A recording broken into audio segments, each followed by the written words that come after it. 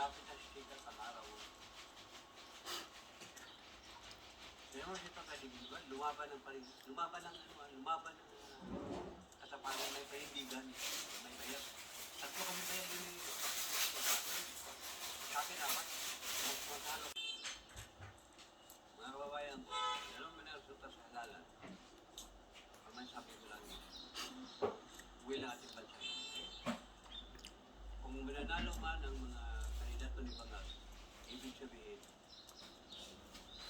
nabayaran o nadaya muli ang ating mga.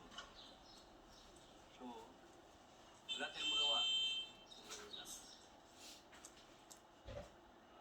Talagang, ganun na siguro talaga. So guys, shout out po sa inyo lahat. At yes, of course, lalo na sa ating mga supporters sa ating Facebook, maraming salamat sa inyo lahat. At yun, may i-share na po ako sa inyo guys.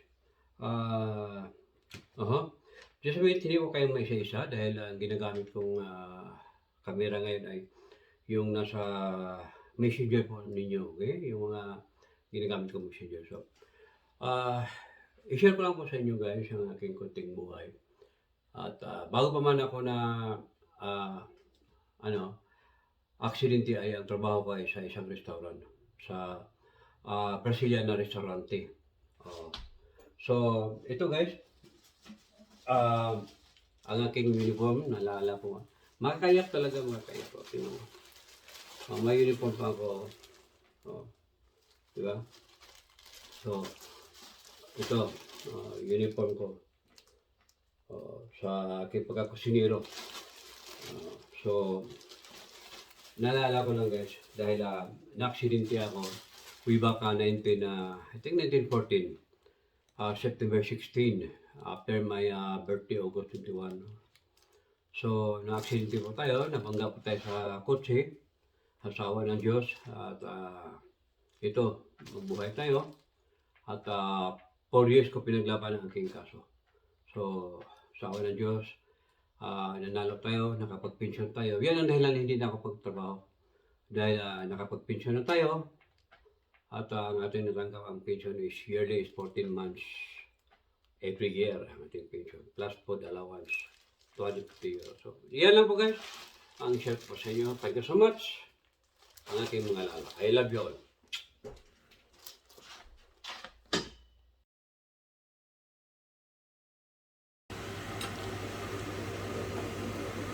Ito ay tapos yung luto.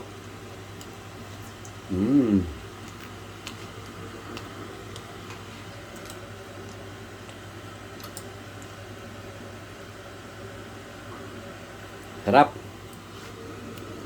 May chicken pa. Ito yung isdang paksiw. Nilagay ko ng gata. Sarap.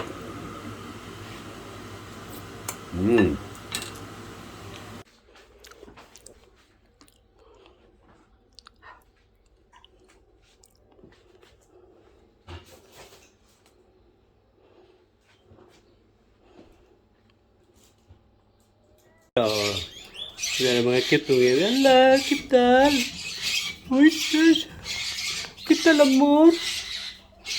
Ha?